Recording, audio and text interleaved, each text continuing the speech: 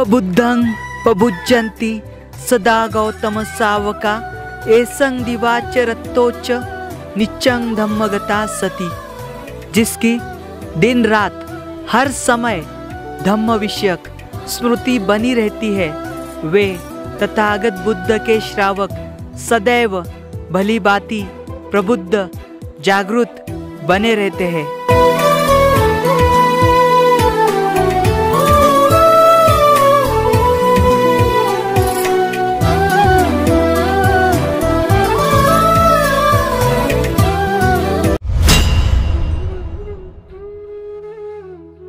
सदियाँ बीत गई है लेकिन सभ्यता वहीं पर है, समय बीत गया है लेकिन राह वहीं पर है। जय भीम, नमो बुद्धाय। स्वागत है आप सभी का आपके चहेते चैनल पर जिसका नाम है बोधिसत्व।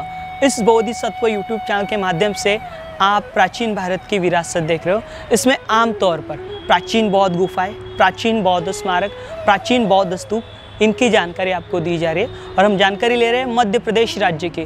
और मध्य प्रदेश राज्य में सम्राट अशोक इनके द्वारा निर्माण किए गए यह जो प्राचीन बौद्ध स्थल जो आज भी अनदेखे है, जो वीरान है, इनकी जानकारी आपको दी जा रही है। और आज का यह जो वीडियो है, यह वीडियो बहुत ही महत्वपूर्ण है। विदिशा यह क्षेत्र आप सभी को परिचित होगा, जहाँ पर सम्राट अशोक इनकी पत्नी देवी रहा करती थी। ये जो विदिशा नाम का जो जिला है, इस जिले में ग्यारसपुर नाम का तहसील है। इस ग्यारसपुर नाम के तहसील में ढेकीनाथ नाम का गांव है और यहीं पर ग्यारसपुर यानी ढेकीनाथ का प्राचीन बौद्ध स्तूप स्थित है। इसकी जानकारी आज हम इस वीडियो के माध्यम से लेने वाले। ढेकीनाथ जो बौद्ध स्तूप है, इसकी विशेषताएं और साथ ही साथ यहाँ पर एक तथागत बुद्ध की भूभूमि स्पर्श जो मुद्रा थी, जो मूर्ति थी, वह आज गुमनाम है या फिर वह चोरी की गई है। वह मूर्ति कहाँ गई और कितनी मूर्तियाँ यहाँ पर थी और यहाँ पर जो यह स्तूप है, इसकी विशेषता क्या है, हम इस वीडियो के ज़रिए जानने की कोशिश करेंगे।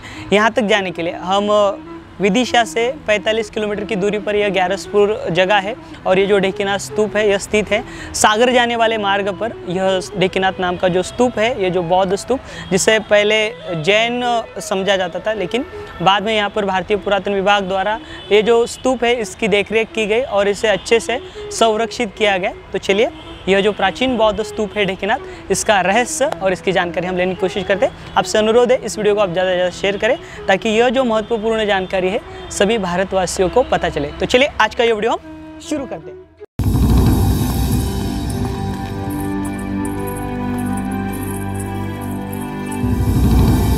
हम विदिशा से सागर जाने वाले मार्ग से ग्यारसपुर की ओर आगे बढ़ रहे हैं। सर अलेक्जेंडर कनिंघम इनके द्वारा इस क्षेत्र का मुआयजा किया गया था।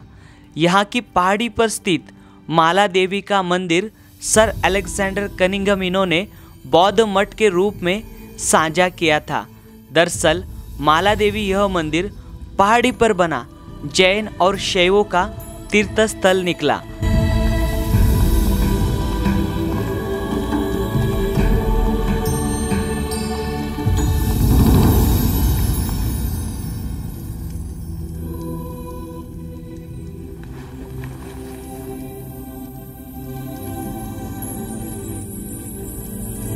हम आए हुए हैं ग्यारसपुर में। ग्यारसपुर यहाँ के प्राचीन जो बौद्ध स्तूप है, यहाँ पर आए हुए हैं। और यहाँ पर देखिए, भारतीय पुरातन विभाग द्वारा ये जो स्तूप है, स्तूप के पास जाने के लिए अच्छा सा मार्ग बनाया गया और साथ ही साथ यहाँ पर एक एंट्रेंस गेट बनाया गया है और गेट के ऊपर लिखा है बौद्ध स्तूप ग्यारसपुर, जिसे ढेकीनाथ भी कहा जाता है। तो ये जो स्तूप है, सागर जाने वाला जो रोड है, इस रोड पर यह जो स्तूप है, यह स्थित है। यहाँ पर आने को जो लोग हैं आते जाते हैं और यहाँ पर ज़्यादातर जो कपल हमें दिखाई दे रहे हैं। हम अभी आए हुए दोपहर का समय है। तो चलिए, देखते हैं यहाँ का जो स्तूप है, इसकी हम जानकारी लेते हैं।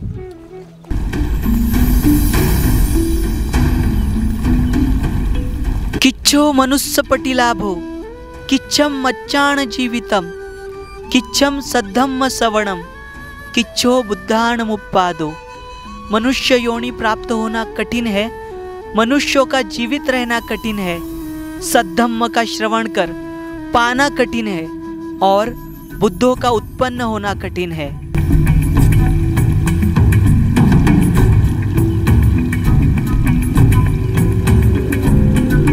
आपने देखा यहाँ का जो ग्यारसपुर यह जो स्तूप है, यहाँ तक आने के लिए रोड से जो सागर जाने वाला रोड है वहाँ से लेकर यहाँ तक अच्छा फुटपाथ बनाया है।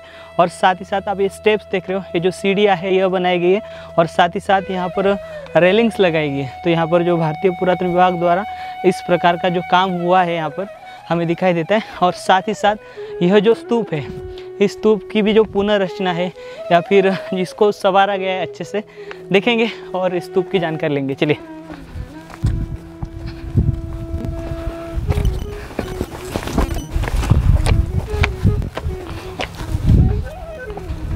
30 से 40 सीढ़ियाँ चढ़कर हम आए हुए हैं यहाँ का जो ग्यारसपुर का बौद्ध स्तूप है इसके पास में। और यहाँ पर देखिए ये जो बौद्ध स्तूप है इसकी जानकारी यहाँ पर हिंदी और इंग्लिश दोनों में दी गई है। यहाँ पर हिंदी में जो जानकारी दी है तो देखिए इस प्रकार से, वर्तुलाकार भित्ति पर स्थित 10.05 मीटर ऊंचा यह स्तूप, इसका जो व्यास है 13.41 मीटर का है। थोड़ी बहुत खंडित अवस्था में यह स्तूप है। स्तूप में 4 पीठिकाएँ पूर्व, पश्चिम, उत्तर और दक्षिण की ओर जुड़ी है। यहाँ स्तूप की कुछ संचियों के टुकड़े इधर उधर बिखरे हैं, किंतु विशेष उल्लेखनीय भूमि स्पर्श मुद्रा में भगवान बुद्ध की 8वीं सदी की एक मूर्ति है। यहाँ पर एक तथागत बुद्ध की मूर्ति है जो भूमि स्पर्श मूर्ति है तथागत बुद्ध की। तो यहाँ की यह विशेषता है, इस प्रकार की जानकारी हमें मिलती है। और साथ ही साथ यह जो स्तूप है, इस स्तूप की जो रेलिंग्स है, रेलिंग्स यहाँ वहाँ बिखरी हुई है ऐसी जानकारी हमें मिलती है। रेलिंग्स देखिए ये सर्कल में, जिस प्रकार से सांची का जो बौद्ध स्तूप है जहाँ पर सांची के बौद्ध स्तूपों को रेलिंग्स है, ठीक उसी प्रकार की जो रेलिंग्स है ये जो स्तूप है इसको थी। और साथ ही साथ इस रेलिंग्स के ऊपर, ये जो स्तूप की रेलिंग्स है इसके ऊपर अलग अलग जो शिल्प थे वह अंकित किए गए थे। इसमें अमूमन बुद्ध के जीवन से जुड़े कुछ शिल्प होते हैं या फिर जातक कथाएं होती है या फिर जो बुद्धिस्ट सिंबॉलिक होते हैं उसके शिल्प अमूमन ये जो आपको दिखाई दे रहे हैं, ये जो रेलिंग्स थी, ये रेलिंग्स के ऊपर ये सारे हमें शिल्प दिखाई देते हैं। अभी भी आप देखोगे यहाँ पर ये जो रेलिंग्स के ऊपर के जो शिल्प है, ये देखिए ये फूलों के जो चित्र आपको दिखाई दे रहे हैं, ये जो शिल्प है वह आप देख सकते हो। ये जो रेलिंग्स को एक दूसरे में जोड़ के सर्कल बनाया जाता था। और साथ ही साथ यहाँ पर एक तोरण हुआ करता था, यानी कि ये जो स्तूप है, स्तूप में प्रवेश करने के लिए चारों दिशाओं में आपने देखा है सांची यहाँ पर बहुत बड़े गेट थे, उसे गेट के ऊपर जो तोरण रहता है अमूमन हम देख पाते, वो तोरण यहाँ पर था, ऐसी जानकारी या फिर ऐसे देखने से हमें प्रतीत होता है। यहाँ पर देखिए सामने देखिए आप, ये जो स्तूप है इसके सामने देखिए आप, यहाँ पर ग्यारसपुर दिखाई देता है। और साथ ही साथ यहाँ पर 2 हाईवे दिखाई देते हैं। एक बाईपास है जो सागर की ओर जाता है और विदिशा की ओर जाता है। विदिशा यहाँ से 43 किलोमीटर दूरी पर है। और साथ ही साथ जो सांची का यहाँ का बौद्ध स्तूप है, सांची का बौद्ध स्तूप यहाँ से लगभग 51 किलोमीटर की दूरी पर है। यहाँ पर देखिए जो रेलिंग्स के अवशेष हम अब पहले देखिए फिर हम ऊपर बढ़ेंगे, इसकी भव्यता आपको समझ में आएगी। ये देखिए ये स्तूप जो यहाँ पर बनाया गया था ये बहुत ही भव्य बनाया था।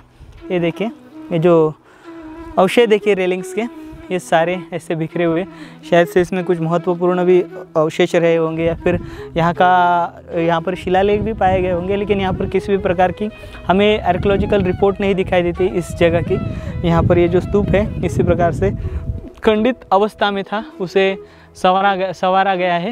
ये देखिए यहाँ पर आप रेलिंग्स देखिए, सारे ये रेलिंग्स देखिए, ये सारे यहाँ पर बिखरे हुए हैं।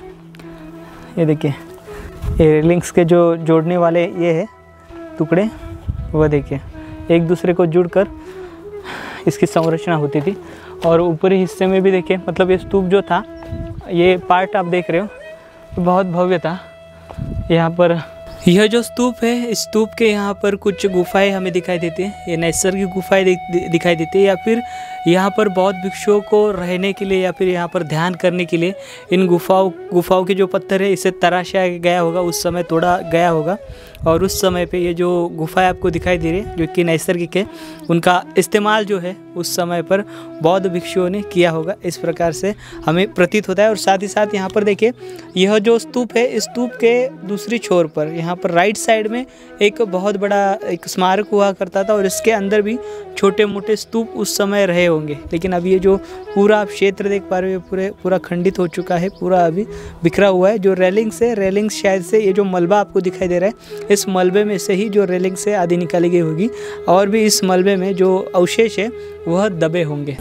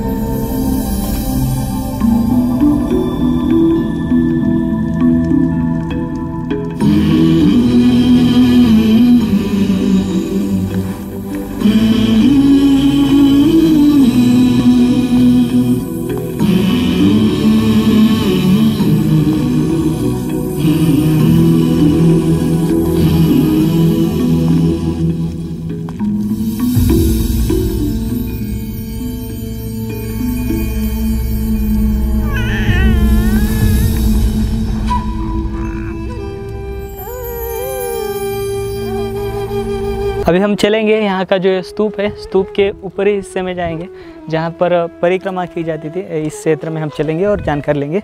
आइए।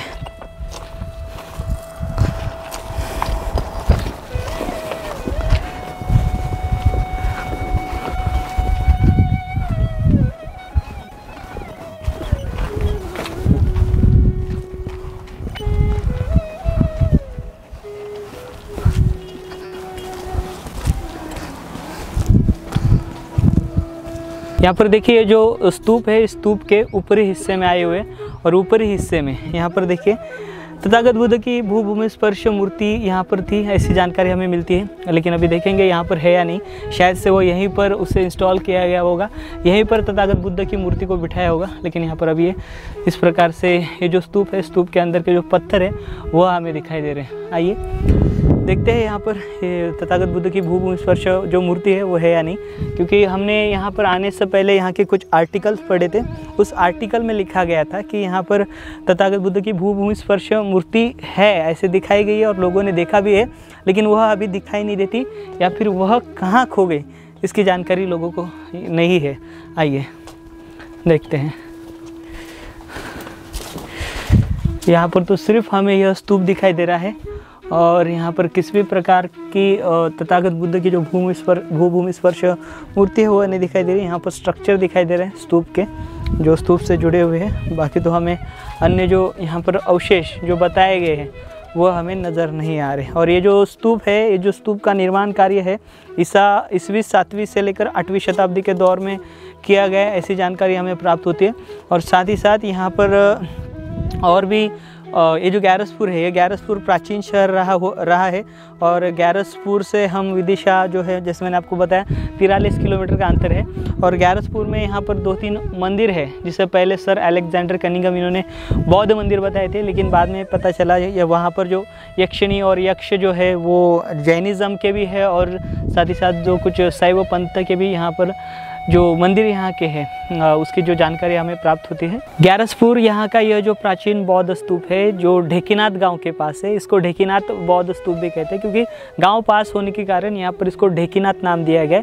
और यहाँ पर जो जानकारी दी गई है बहुत कम ही जानकारी दी गई है, जिस प्रकार की जानकारी यहाँ पर विस्तृत रूप में होनी चाहिए थी, बड़े पैमाने में जानकारी यहाँ पर इस स्तूप की पब्लिश आर्कियोलॉजी विभाग द्वारा करनी चाहिए थी, उस प्रकार की जानकारी यहाँ पर दी नहीं गई है।